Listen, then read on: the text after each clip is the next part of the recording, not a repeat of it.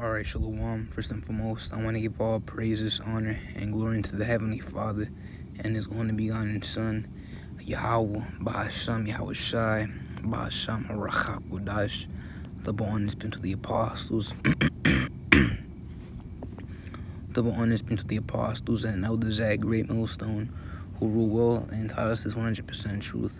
Much peace and blessings be unto you, whole fool. Like that to push not this word of thought, truth, and sincerity. To why you can message Shalom. I am the Akira. I'm coming in with a quick lesson or a quick hit, all through the spirit ultimately. But I'm entitled this video, The Gloating Over Israel's Misfortune. And get out the book of Proverbs, the 24th chapter. In verse 17 it reads, Rejoice not when thine enemy falleth, and let not thine heart be glad when he stumbleth, lest the Lord see it, and it displease him, and he turn away his wrath from him. And you could apply these precepts to Esau, alright, because you know there's many instances throughout history where he would rejoice at our fall. Alright, we are that enemy. In verse 17, we are that enemy. You know, we are Esau's enemy, and he is our enemy. Alright, because that perpetual hatred in between each other, man. But an example to bring out in history was you know, back in when Judah fell, you know, back in the Neo-Babylonian Empire, when that was on the scene, and yeah, Nebuchadnezzar, you know, lay siege over it and take over Jerusalem, and you had Esau help the Babylonians, and they also rejoiced at our calamity, man. Alright, that's when the book of Psalms, the 137th chapter, said, you know, thou daughter of Babylon, that ought to be destroyed, who said, raise it, even to the foundations thereof. That word raise means to erase, means to destroy.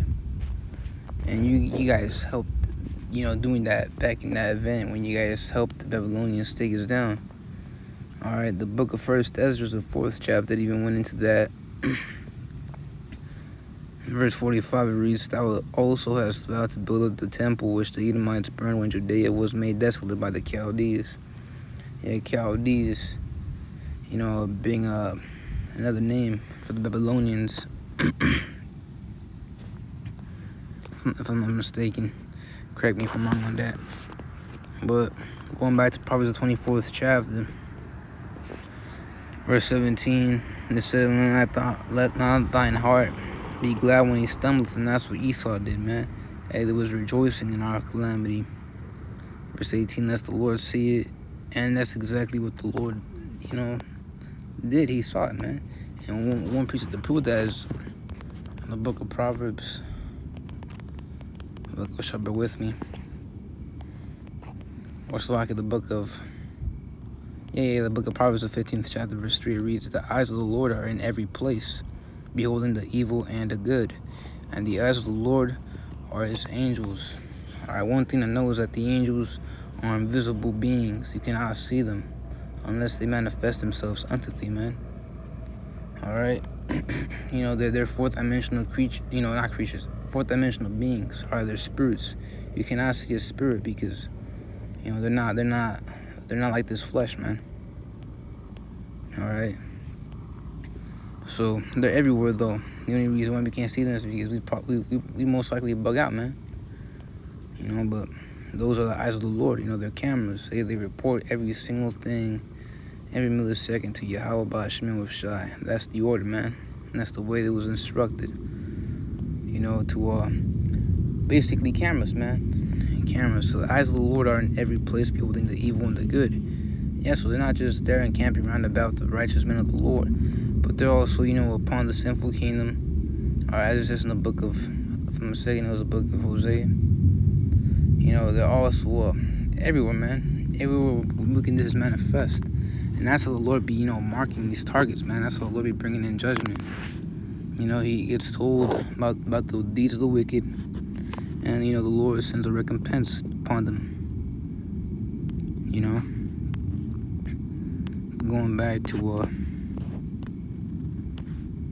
Proverbs the 24th chapter, verse 17, or verse 18.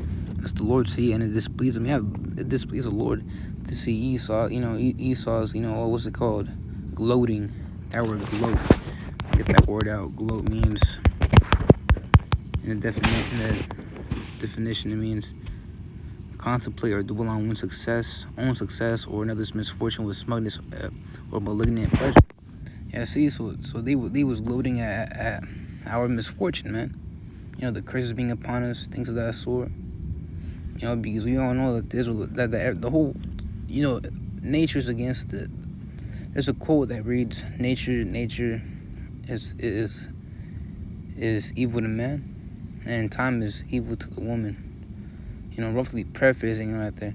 But you could also apply that quote to the Israelite man. Nature, all the forces of nature, they're against the Israelite man of the Lord, or the Israelite man.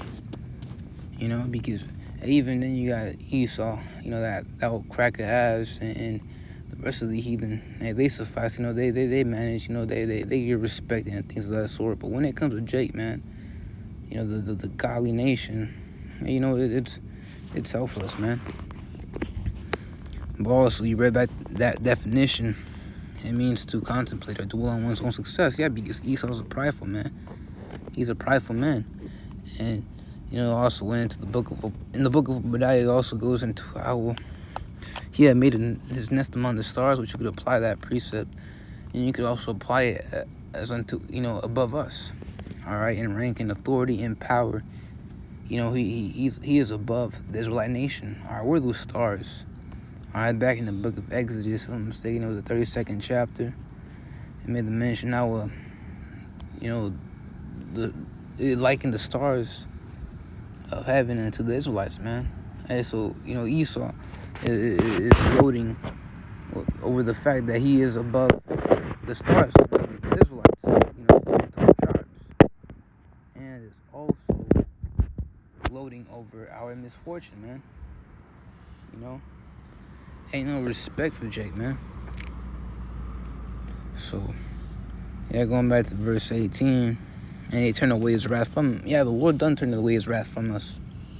As a matter of fact, he's turning the curses unto you. And you saw certain instances in recent years. Hakim done videos about it, but there's this one clip about some Jake getting a VIP, whereas the Edomites, they're getting the low class at some hotel. And there was a big old ruckus because, hey, Jake is below, Jake deserves a low class and Esau deserves a, but it was a role reversal, man.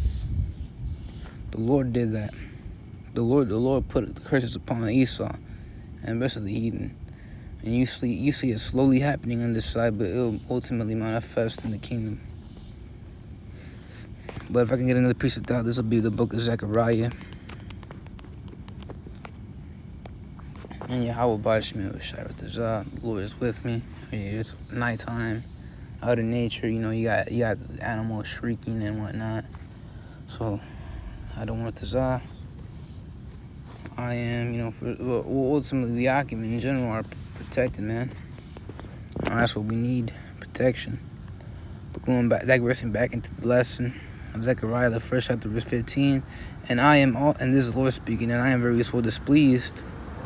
That word displeased means feeling or showing annoyance and displeasure. All right, the Lord's annoyed, man. The Lord's irritated. The Lord is displeased. He has no satisfaction over this. And I am very so displeased with the heathen. Starting off with Esau, man. All right, he's a main guy. He's a main man. With the heathen that are at ease. For I was but a little displeased, and they held forward the affliction. Yeah, because there was a point when the Lord said enough was enough, but Esau was still continuing to further our affliction, man. All right, now you got a bunch of a bunch of these idioms. If I'm mistaken, that's what an idiom. If I'm mistaken, I believe it's an idiom. You have a lot of these idioms, or I'll just say wordplay in general. They derive from historical accounts of the oppression of our people, man. But Esau was gloating over our misfortune, man. The Lord's pissed, man. He done seen that, man. And that's why the Lord's gonna repay you crackers, man. All Alright, through fiery destruction. Alright, believe it or not, the Lord's about to, bring you hell, man. I can get a priest of doubt. This will be the book of Job, the 20th chapter.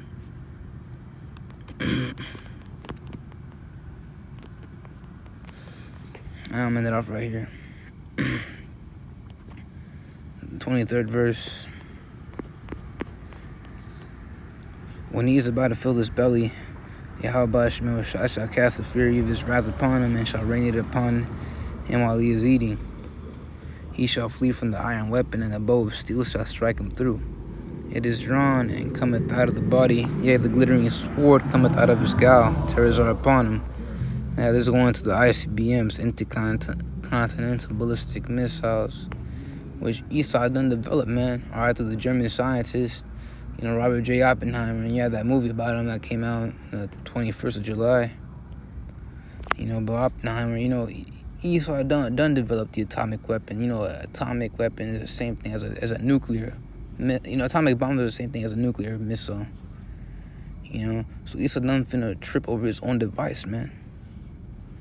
So all darkness shall be, hidden in the secret place of fire not blown shall consume him.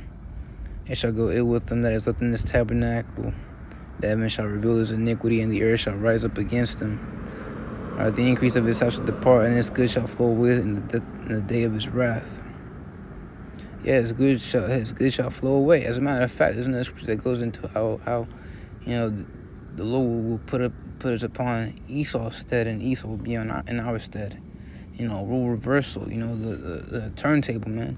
We're gonna have all the riches and power and fame and glory and control and authority and might and power, etc. All that godly-like status that Esau tries to bring for himself. Hey, we're gonna have all that. You finally get to see what it's like to be on the bottom. Hey, that's your purpose, man. You are the basest of men. And that's in the book of Daniel, the 4th chapter, 17.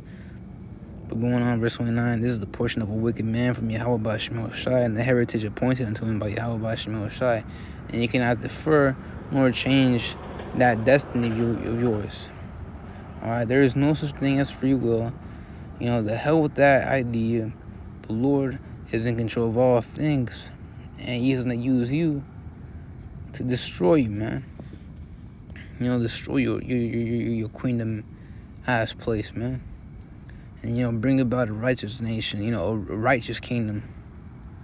You guys will suffer. Now then in the kingdom, we'll be the ones gloating over your misfortune. We'll be the ones gloating in our success, being above you. It'll be an ultimate role reversal, and that's the hope, that's the promise, that's the wish, that's the desire, that's the future, that's the hope that we have. The hell with you crackers, man. The hell with the White Castle. I want to see the White Castle crumble. I want to see that structure, that infrastructure crumble. I want to see it fall down. I want to see it crack in pieces and shatter. The hell with the White Castle, boy. With that being said, this one was edifying to the next night.